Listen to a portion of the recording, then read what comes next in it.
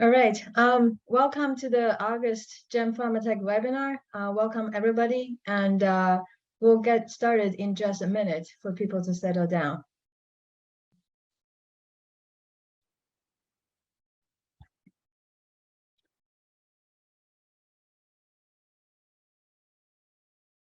All right. I think, in respect of everybody's time, I'll get started for today's webinar. If people are still trickling in, hopefully they can catch up as I'm doing introduction of Dr. Ruan, Haibin Ruan, as our guest speaker for today's webinar.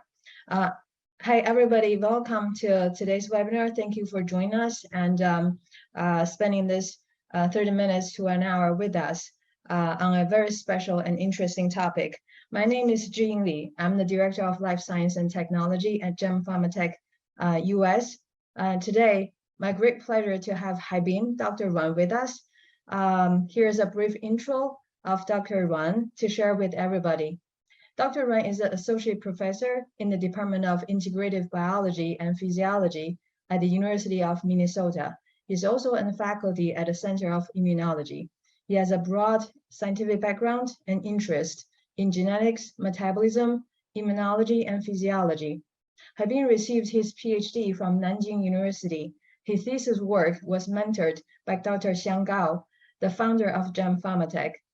Haibin's work during this time culminated in a high-profile publication in Nature Communications, researching on the role of stem cell factor KIT signaling in myeloproliferative disease and energy metabolism. Haibin moved on to his postdoctoral research at Yale University with Dr. Xiaoyong Yang. His work established the essential function of O-GlcNAc as a nutrient sensor in glucagon-induced autophagy, hepatic glucose metabolism, and neuronal regulation of beige adipocyte function. After establishing his independent lab at University of Minnesota in 2016, Haibin has been focusing his research activities on understanding how environmental cues and intrinsic signals are joining force to regulate metabolic processes in health and disease. He is taking an integrated approach in studying tissue adaptation and remodeling upon metabolic stress in 4 major areas: O-GlcNAcylation in physiology and disease, adipocyte remodeling and energy balance, intestinal epithelium and gut microbiome, and finally, immune homeostasis and systemic metabolism. These studies have broad implication in obesity, diabetes, inflammation, and aging. Today, it's our great pleasure to have Haibin sharing his research with us. And for today, his topic will be focusing on O-GlcNAcylation and its function at the crossroads of immunity and metabolism. Haibin, without further ado, the floor is yours. All right. Can you hear me okay, Jane? Yes. Okay, cool. Sounds good. Thank you, Jane, again for the invitation and the very kind introduction. So today, I'm going to speak to you about our current research about protein O-GlcNAcylation and in immune response. As Jean just mentioned, my lab really has broad interest in cell-cell communication in both metabolic and immune systems. I have long-term interest in obesity and adipose tissue, so we are still having a heavy lift on this project, currently studying adipose tissue remodeling in obesity and aging at different locations of our body. Since my post-training and established my own lab at the University of Minnesota, I have been always interested in this protein O-GlcNAcylation modification in metabolism and immunity. So currently in the lab, we really use intestine as a model to investigate host and microbe interactions. In addition to protein O-GlcNAcylation, we are also interested in other metabolic pathways in that context. So today I'm going to talk about protein O-GlcNAcylation in immune responses. Excuse me. So whenever you heard the sweet word glycosylation, you've probably been thinking about these structures. As alluded here, on the left are O-linked glycosylations. On the right are N-linked glycosylations. Those are traditional biochemistry textbook structures about glycosylation that modifies extracellular and secreted proteins. As you can see that those different color-coded square or circles indicates different sugar modifications and their derivatives. And I'll note this blue square, which is of course my favorite, is N-acylglucosamine or O-GlcNAc.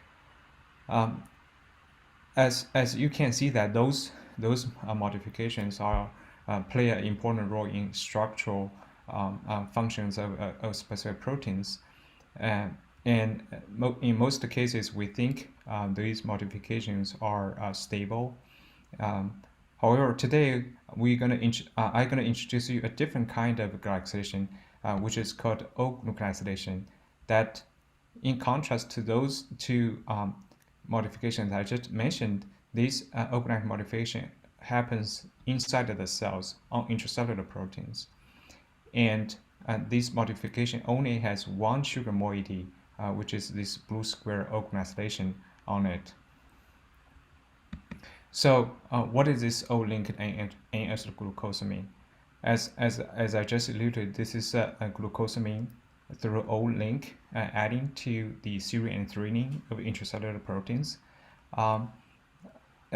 Interesting enough, there are only one pair of proteins are involved in the process of these modifications. One is O-GlcNAc transferase, or OGT, adding the sugar to the proteins. On the other hand, O-GlcNAcase, or OGA, removing the moiety from the modified proteins. As I just want to emphasize one more time that this modification is just a single O-GlcNAc moiety on intracellular proteins, and these modification, on and off modifications, can be very dynamic and quickly. A lot of labs in the world, including ours, are interested in these modifications largely because this modification has been indicated as a nutrient sensor. What do I mean by that? So as you could see over here, these the substrate for this modification is called UDP-GlcNAc. It's actually derived a pathway called hexosamine biosynthetic pathway.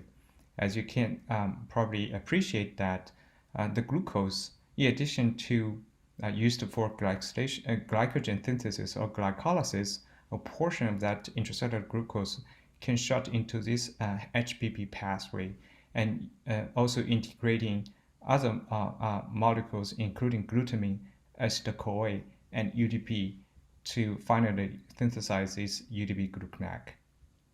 So as you probably can imagine, the levels of intracellular UDP-GlcNAc levels are very dependent on the availability of glucose, glutamine, and other nutrients. Since its discovery in 1980s by Jerry Hart at Johns Hopkins, then and now at UGA, our field, even though still small, but has shown a rapid growth over the years. Not just by the publications, but also by the numbers of O-GlcNAc modified proteins.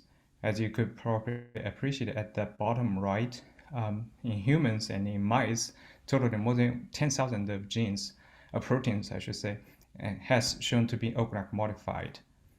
And if you're interested, feel free to go to this website and check your favorite protein of interest, whether they are modified or not. So through the years, this O-GlcNAc modification has been implicated in many human diseases, such as cancer, metabolic diseases, aging, and others. So in addition to function as a nutrient sensor, we and others also found that O-GlcNAcylation can respond to many other signaling stimuli, such as stress, we found that starvation and in some cases oxidative stresses can induce O-GlcNAcylation in cells such as liver. Dr. Xiaoyong Yan and others have also shown that circadian is one of the important regulator of protein O-GlcNAcylation in many tissues. In my own lab, we previously found that in the gut, microbiome is actually a determinant of how much protein O-GlcNAcylation can be formed in the intestine.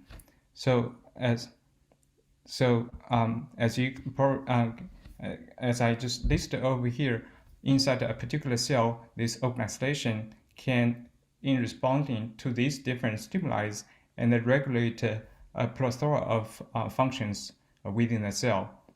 For example, crosstalk with other post-translational modifications affecting protein stability and their localization. They can, of course, also regulate protein-protein interaction and their enzymatic activities. I just want to emphasize that this modification, just as any other post-translational modifications, for example, phosphorylation, has context-dependent functions. So you really have to really study individual protein, individual O-GlcNAc modified sites individually. So as I just alluded earlier, my lab is really interested in microbe-host interactions. For many of you in the audience probably can all appreciate that upon an infection, our host cells rely on these pattern recognition receptors to recognize those microbe or pathogen-associated molecular patterns in order to elicit a proper immune responses. However, on the other hand, pathogens can also hijack in the host cell and use their cellular machineries for the dissemination of these pathogens. And in many cases, this interaction is actually mediated through post-translational modifications, such as glycosylation of these viral proteins, such as ubiquination and acetylation of host proteins. So when I established my lab around 6 or 7 years ago now, I just asked a simple question: can O-GlcNAcylation is also involved in microbe-host interactions? As a matter of fact, this actually notion is already known. Not long after the discovery of the O-GlcNAcylation by Jerry Hart, his group also showing that in T cells, upon acute activation of the T cell receptor, you could see a transient but robust induction of protein O-GlcNAcylation, particularly inside the nucleus, as shown over here, suggesting an important role in transcription. Not only the protein modification, but also UDP glucanate levels, the substrate for this modification, also increased upon T cell activation. This is another more recent studies in naive T cells. Activation of TCR can induce protein O-GlcNAcylations. As a matter of fact, until recent, there are more than 1,000 O-GlcNAc modified proteins has been identified in activated T cells. Most of these proteins are involved in TCR signaling, RNA metabolism, processing, and also transcription. So this of course, O-GlcNAcylation is important for T cells. However, T cells does not come with just one flavor. As many of you already know, depending on the environmental stimuli, depending on what pathogens they are seeing, they can become different subtypes of T cells. For example, Th1 here showing upon interferon gamma and stimulus, particularly at the conditions of viral or intracellular bacterial infections, they can become Th1 cells. On the other hand, Th2 cells are activated upon helminth infection and allergic responses. Th17 cells are responsible for extracellular bacteria and some fungal immunity as well. Interestingly, these so-called regulatory T cells are a group of immune suppressive cells.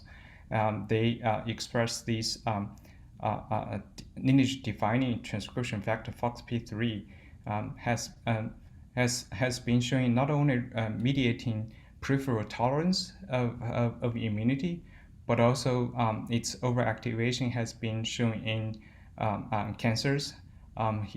Its loss of function has associated with many metabolic diseases.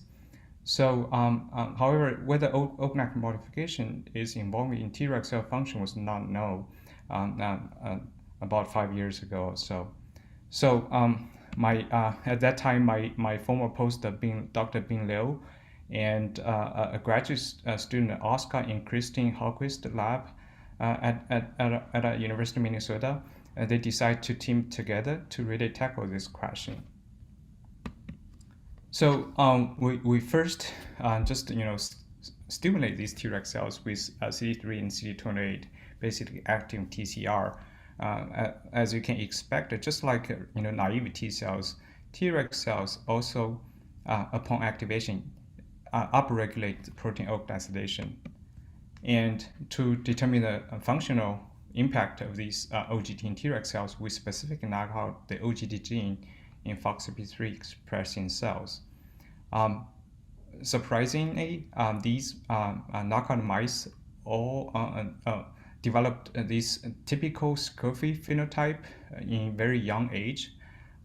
This is these phenocopies when you don't have FOXP3 gene or don't have Treg cells, suggesting that OGT is really essential for a Treg cell identity. When we took these Treg cells out of the lymph nodes or spleen, we don't see a difference in their total numbers.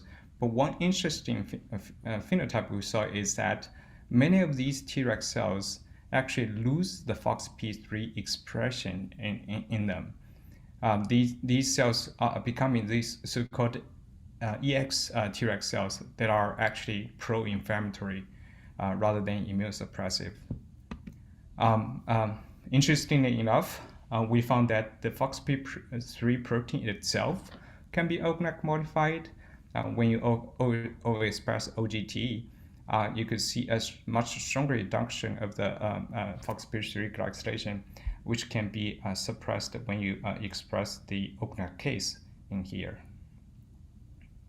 So with the help with L. Blingame's lab at UCSF, we were able to identify 5 novel O-GlcNAc sites on FOXP3, and we then mutate them to alanine, and then put them back to Treg cells, and found that the FOXP3 protein compared to the wild-type protein show reduced levels, and with the data not shown here, we found that it's due to increased ubiquitination and protein degradation. So O-GlcNAcylation not just stabilize FOXP3 protein, but also the Treg cell identity. Now, in addition to Treg cell identity, we also look at its function. So here, I just show you some of these effective Treg cell markers. For example, on the left, showing these CD44 positive and CD60L negative effective Treg cell populations. They were reduced in knockout mice.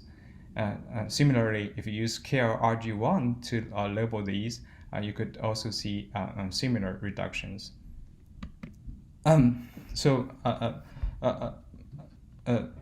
Many studies previously have identified this IL-2 signaling.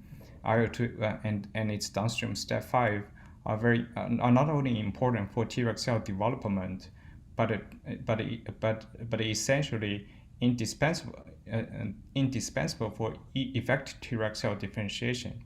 So when we treat these Treg cells with IL-2 only in YP negative Y-type cells, they show increased effector marker gene expression, but that was totally ablated in the YP positive OGT deficient Treg cells. Excuse me. We also, sorting these both positive and negative deficient Treg cells out of the mice and then did a bulk RNA sequencing, you could see that the most downregulated genes are actually STAT5 target genes. Some of these are showing here. So we, interestingly enough, STAT5 itself can be O-GlcNAc modified. There's one site has been reported on STAT5. So we went on to mutate it to alanine.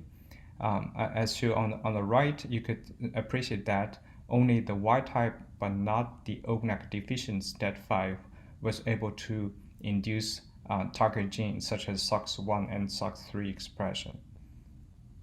So OGT modifies STAT5 and it is required for STAT5 activity.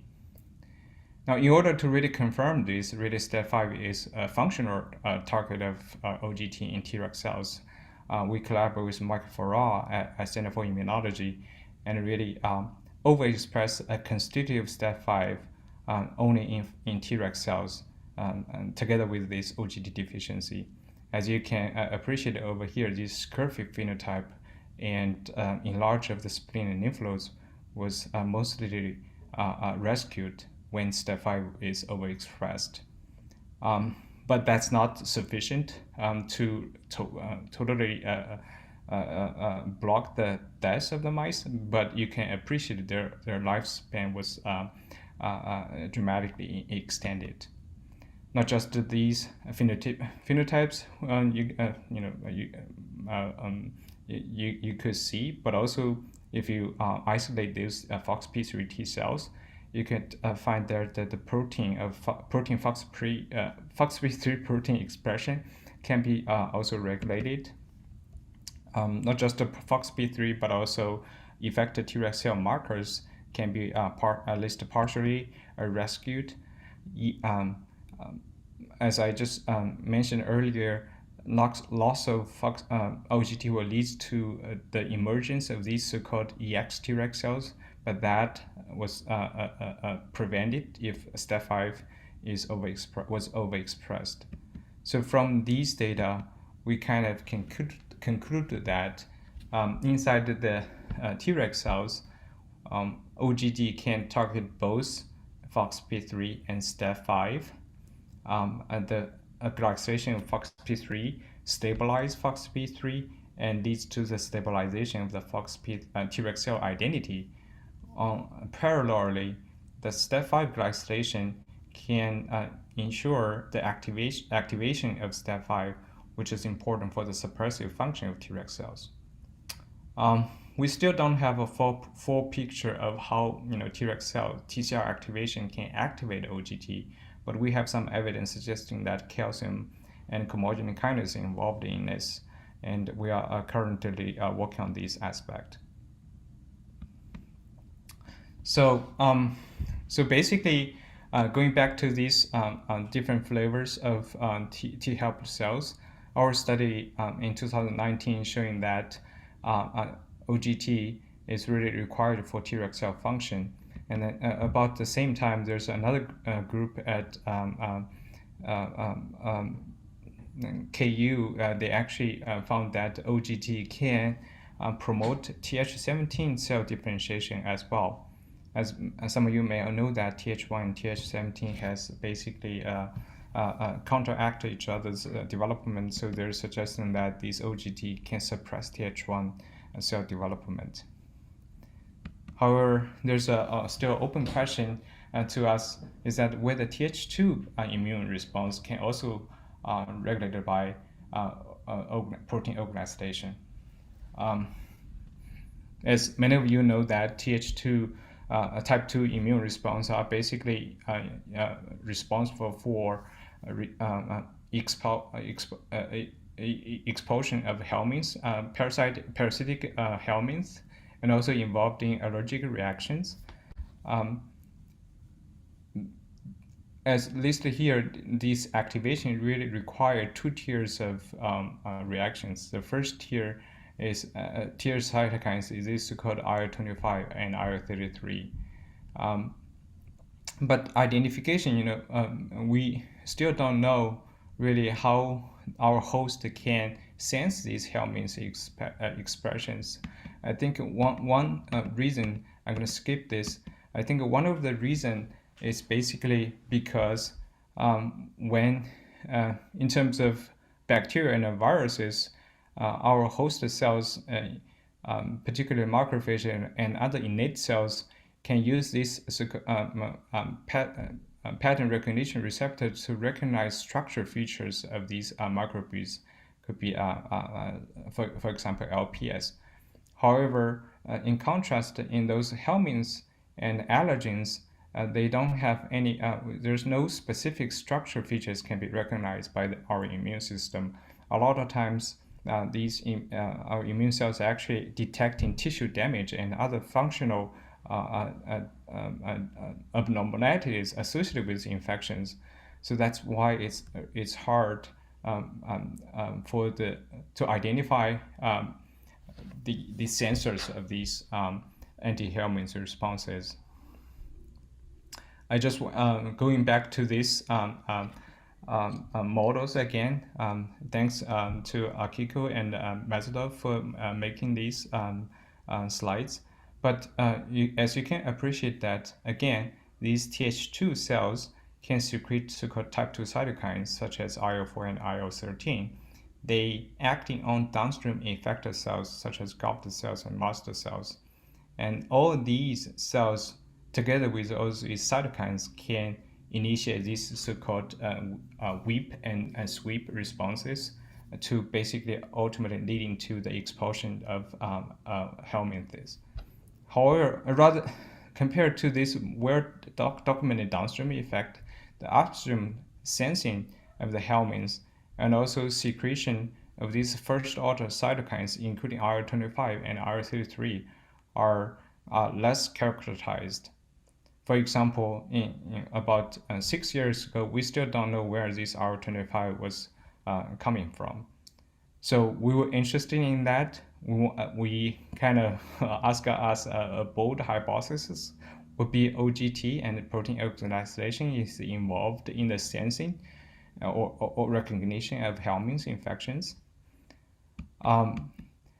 So about the time I just started my own lab and I was studying OGT in the intestine, 3 groups really published at the same time, and I identified that these tough cells are sole sources of intestinal IL-25. As you can appreciate that in the naive, non-infected wild-type mice, you basically can see only 1 or 2 tough cells per villi crypt unit. And these tough cells has a bundle of microvilli extending to the lumen of the gut. As you can probably imagine, these kind of sentinels of the intestine can kind of survey the environment all the time.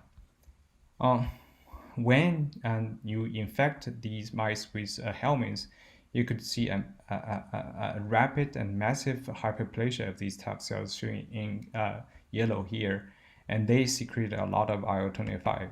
So the current knowledge is that when facing a helminth, still we don't know the sensing mechanism yet, but tough cells can secrete IL-25, and these IL-25 cytokines can act on both innate and adaptive type 2 immune cells, and those once activated, these type 2 immune cells secrete type 2 cytokines including IL-13 and IL-4, and those cytokines can act on not just the intestine but many others, but in terms of intestine, they can act on these progenitor cells and tell the intestine to make more tough cells and at the same time goblet cells. So basically this forms a feed-forward loop, and these goblet cells can secrete mucin, and it's very important for the weep and sweep response. Now, my former postdoc Min Zhao and former visiting scholar Kai Chunren, when they joined the lab, they decided to team up to ask a question whether OGT and protein O-GlcNAcylation is involved in these feed-forward whip and sweep responses. So in order to study this, we really need to find a murine helminth model. And in this case, we use this H. polygyrus.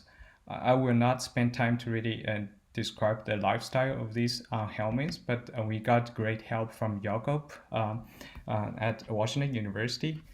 He was kind enough to really taught us how to use those worms and analyze them. One of the first things we initially found is that if you just infect these white type black 6 mice with H. polygyrus, you could see a rapid but also sustained strong activation of protein O-GlcNAcylation in the intestine. This induction is parallel to the tyrosine phosphorylation of STAT6. I probably forgot to mention STAT6 is basically downstream of the type 2 cytokine IL-13 and IL-4. STAT6 is absolutely required for type 2 immune response. Without STAT6, there's no tough cells, there's no efficient whip and sweep responses. Now, because of these findings, we ask ourselves, okay, maybe OGD is required for this anti-helminth response. So what we did is using Vinein-Cree to specifically delete OGD gene in the intestinal epithelial cells, and then infect these mice with H. polygyrus. On the left, you can see that in the white type mice, there's a massive amplification, differentiation of those DCLK1 positive tough cells. However, that was totally abolished when OGD was deficient. The quantification of tough cell numbers is shown here. As a result of the loss of tough cells, you're going to lose IL-25 secretion from inside of the intestine. Remember, IL-25 is only secreted from tough cells. As a result of defective IL-25, mice cannot efficiently clear helminths from the intestine. So as a result, you could count much more eggs inside of the feces. In addition to H. polygyrus, we also use a different worm called Minneapolis, which is it's more kind of rat, natural rat helminths, but can also infect the mice, but can be rapidly cleared in mice. So we just use this to really confirm different this response is not specific to just one type of worms. As you can appreciate over here, basically tough cell hyperplasia, IL-25 expression, and worm clearance was all defective in OGD deficient mice.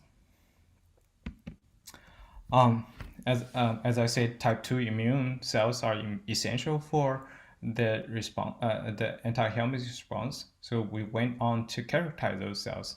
As you can appreciate here, Th2 cell numbers was reduced. ILC2 proliferation was severely impaired. As a result of that, type 2 cytokines, including IL-13 and IL-4, was significantly downregulated. These IL-4 and IL-13 can activate eosinophils. That number in knockout mice was dramatically reduced. Goblet cells are increased in number and size upon type 2 cytokine stimulation. However, that response was impaired when OGD was not there. So with this data suggesting that really OGT is important for this tough cell differentiation and successful mounting of the anti-helminth response. However, we really don't know, even though we use the intestine-specific knockout, we still don't know where OGD is acting. In the progenitor cells or in the tough cells, in goblet cells, or any other subtypes of the intestinal epithelial cells. Also, knocking out OGT in Vinein-Cree can lead to sustained inflammation that can confounding our interpretation of the data. So we decide to use an alternative approach to prove this. So my postdoc, Dr. Xiaoyou Yan, pictured here, he was kind enough to give us these ROSA 26 Cree-dependent overexpression of OGT mice. And when we crossed to weaning create to only overexpress OGT in the intestine, interesting enough, and it's very gratifying to see that both at the naive conditions and after helminth infection, overexpression of OGT itself was sufficient to increase top cell numbers in the intestine. We also did the opposite approach to overexpress the O-GlcNAcase inside of the intestine. OGT overexpression leads to reduced top cell marker genes such as DCLK1 and POA12-3. So then we asked whether this action was because of OGT in the progenitor cells or mature cells. The first thing we did using the OLFM4 CRE-ER to delete OGT only specifically in the progenitor cells. This was done in Dr. Shivan Shon's lab at Xinjiang Medical University. Upon tamoxifen induction of the knockout, we could see that there's a reduction of IL-33 induced top cell hyperplasia. On the other hand, when we knock out OGT specifically only in top cells using this DCLK1 CRE-ER, we did not see any changes in top cell numbers or responses to helminth infection, suggesting that OGT is important during the differentiation of the top cells, but not so much in the mature top cells. As I just mentioned that STAT6 is essential for top cell development. So the question was whether OGT is actually targeting STAT6 to regulate top cell differentiation. So in intestinal organoids, when we treat IL-4, you could see a STAT6 phosphorylation, but that phosphorylation was reduced when you co-treat the cells with two structurally different OGT inhibitors. In vivo, when you compare wild-type versus knockout intestine epithelial cells, isolated pure intestine epithelial cells, you could see a reduction of tyrosine phosphorylation of STAT6 upon helminth infection. Interestingly, STAT6 protein itself can be O-GlcNAc modified, showing over here after IP. This signal can be enhanced by OGT co-expression. Most importantly, when we test using luciferase acid to test the STAT6 activity, we found that only the wild type, showing in black, but not the catalytic dead OGT, showing in gray, was able to induce STAT6 activation.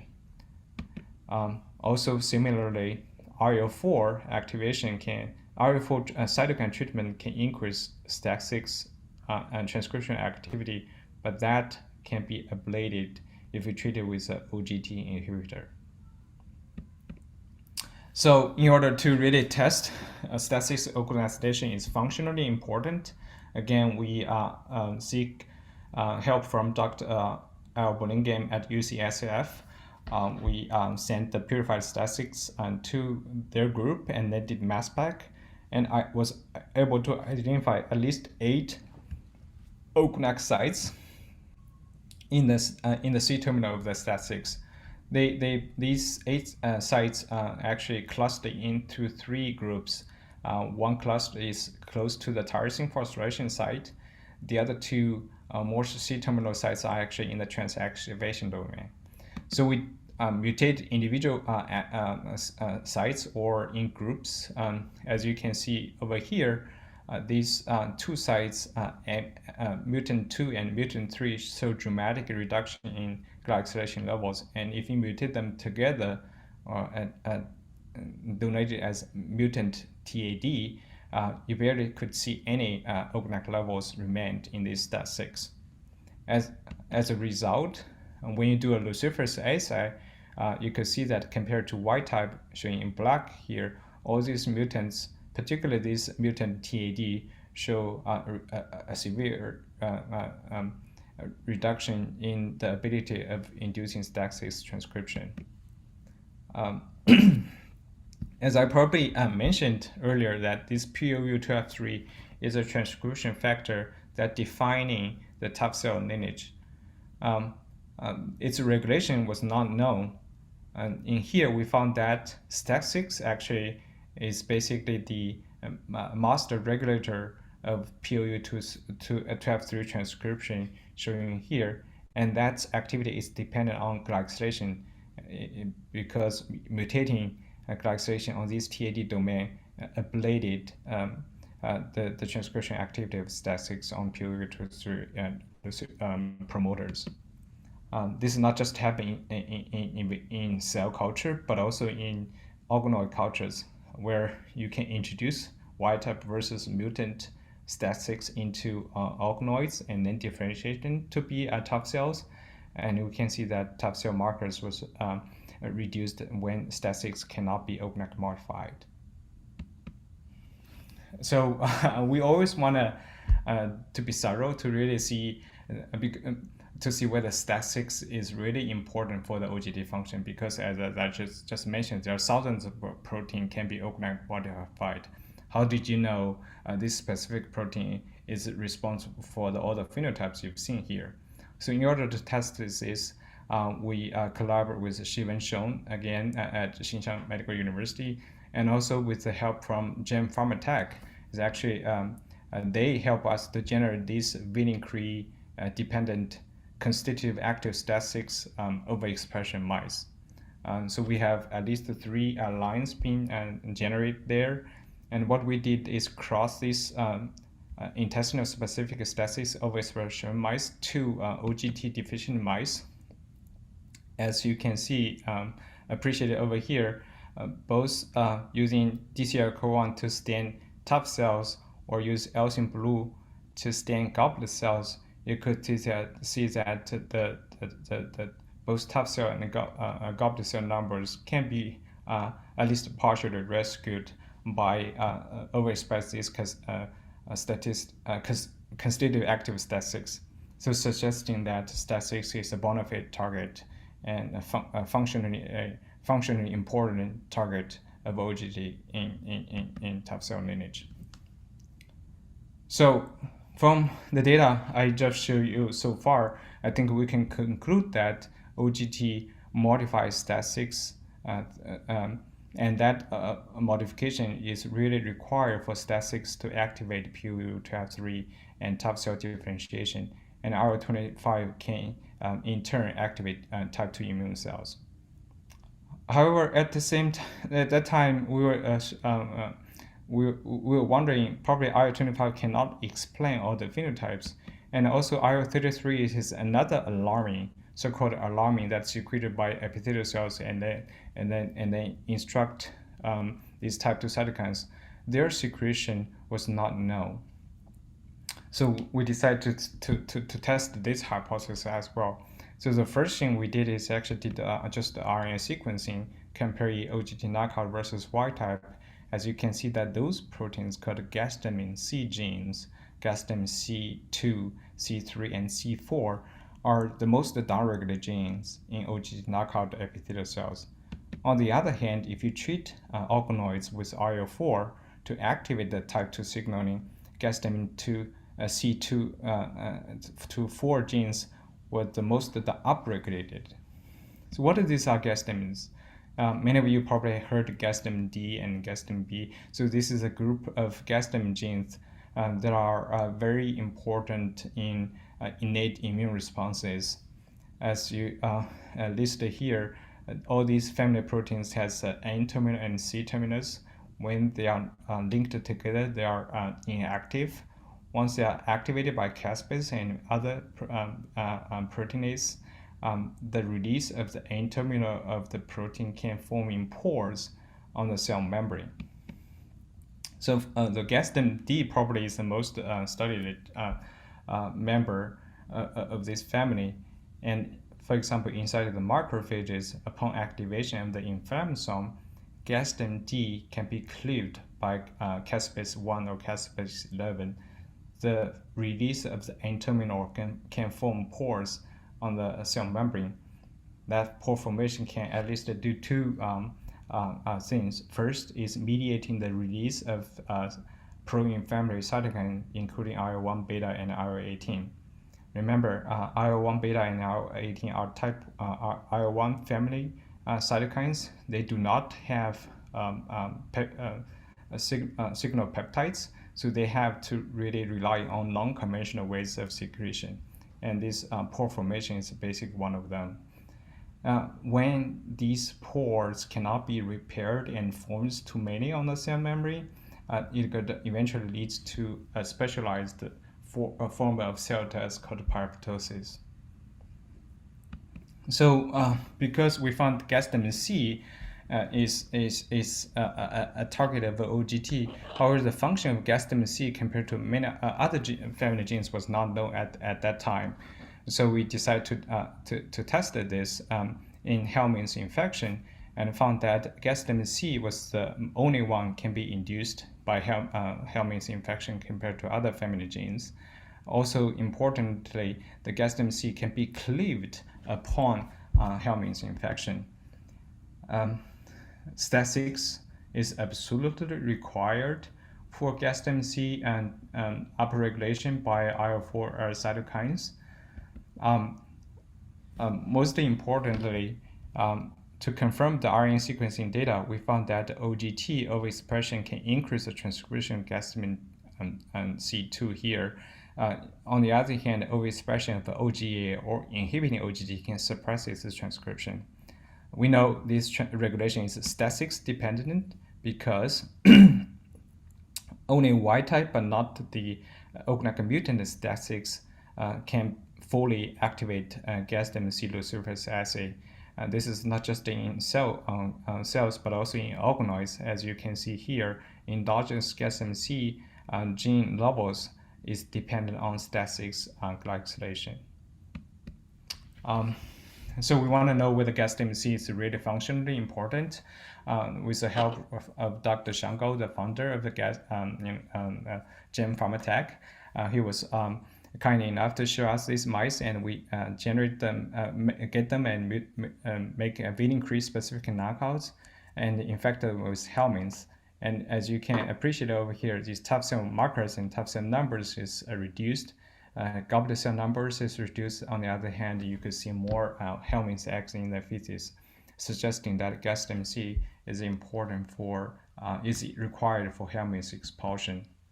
However, we spent really quite a lot of time to try to figure out the mechanism. We did RNA sequencing, we did culture experiments, isolating cells, and we basically couldn't find any changes if we just comparing wild type versus knockout mice.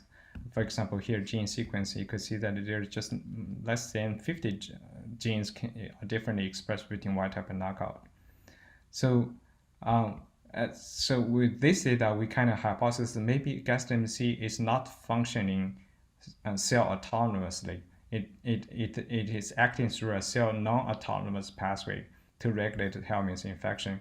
So maybe it really analogous to macrophages and GSDMD, the GSDMC can also be cleaved upon helminth infection, and that pore formation may mediate the IL-33 secretion from intestinal epithelial cells.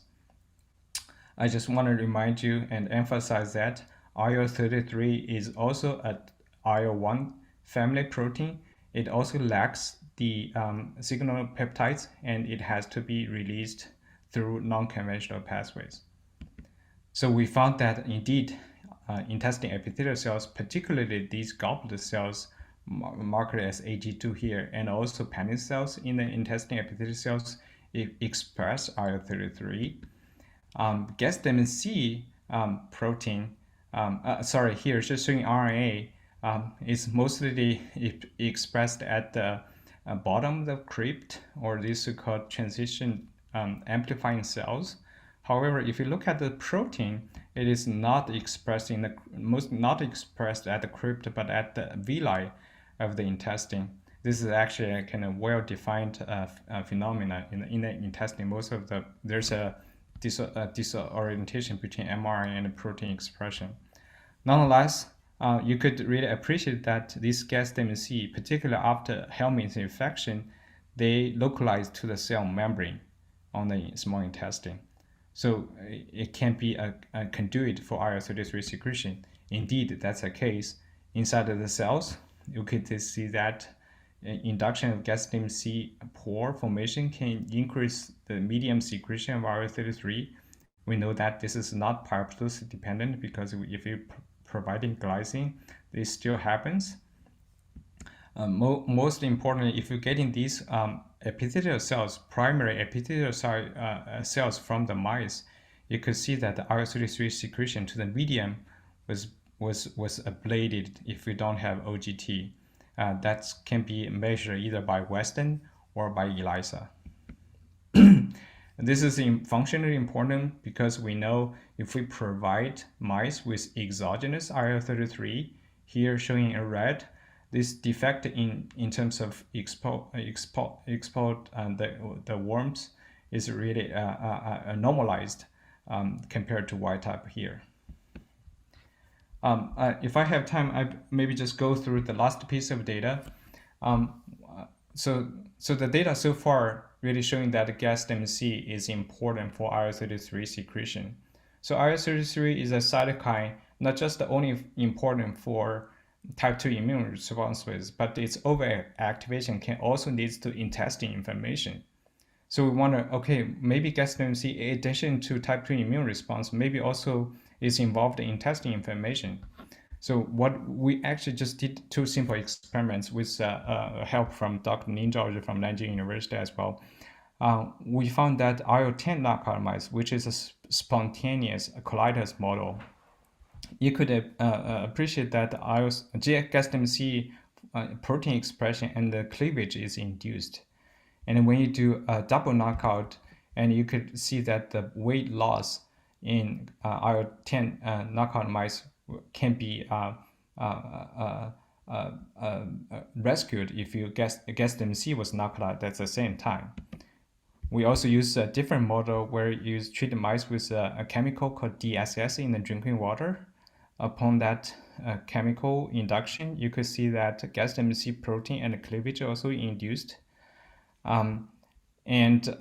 Interesting enough, if we use H. pylori to induce GSDMC expression, and that can exacerbate colitis in wild-type mice, showing in the black here. But if we knock out GSDMC in the intestine specifically, you could see that can be partially rescued. So suggesting that GSDMC mediated IL-33 secretion may also promote intestine inflammation. So with all that, we kind of conclude these findings in this graph. Basically, we found that O-GlcNAc can O-GlcNAc modify STAT6 upon helminth infection. The exact signal for that was not known yet. We are working on this. The activation of the glycosylation of STAT6 can at least do 2 things. First, it can increase the transcription of POU12-3 and top cell differentiation, which can lead to increased IL-33, IL-25 secretion into the lamina propria. Second, glycosylation of STAT6 can increase the transcription of GSDMC, which can form in pores and on cells such as goblet cells to increase IL-33 secretion. Together, these type 2 immune cytokine milieu is really important for these whip and sweep responses. So with that, I just like to thank everyone being involved in this study. I think I mentioned most of the people's name when referring to specific data. I want a particular shout out to Minja and Kaichen, who is the driving force for this type 2 immune studies. I'm very grateful for all the collaborators that I have currently and previously, and for particularly my mentors such as Xiang Gao and Xiaoyong Yang. I'd like to thank my funding from NIH and also American Diabetes Association. And with that, I'd like to take any questions you might have. Thank you. Well, thanks, Haibin. That's a densely packed data presentation. Thank you so much for sharing the science and My your pleasure. research. Yeah, I'm going to look into the Q&A. For anybody who have a question, we have 4 minutes up to the hour to address. I'll read it out to Haibin if you have put in something there. As I can see, there's one. I'm going to read it to you, Haibin. Did Sure. OGT deficient Tregs lose FOXP3 due to FOXP3 protein degradation? Is it related to other post-translational modifications of FOXP3, such as phosphorylation or ubiquitination? Yeah, that's a great question. We have not looked at the phosphorylation, but we did look at the ubiquitination.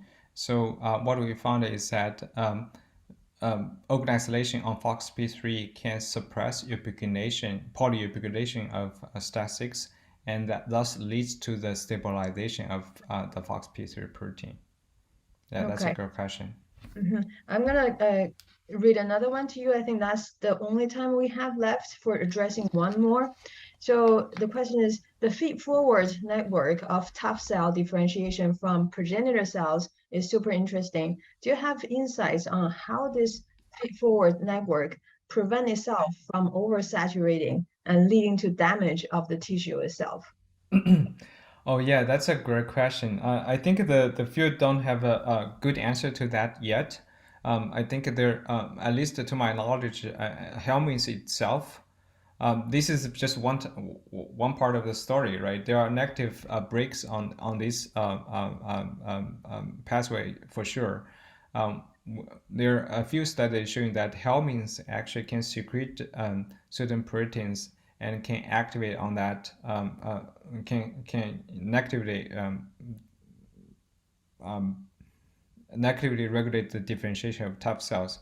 I was trying to remember the name, but I'm sorry, I couldn't remember the name of that protein. It's a Helminth protein, by the way. And Okay. also, there's data suggesting that the interferon gamma signaling may have a negative role here as well. But yeah, this is a good question, and we'd like to learn that more as well in the Okay. Well, future. yeah. Yeah. Well, thank you so much. There are two more questions. However, due to the time, I cannot address it today. So welcome the audience to email us the questions. We'll pass it on to Dr. Ruan. So thank you again, Dr. Ruan, for sharing your data, your research, and your science. And thanks everybody for joining us today. And we hope to see you in September. My pleasure. Thank you, Jean, again for the invitation. I will see you around. Have a good one. Bye. Bye bye.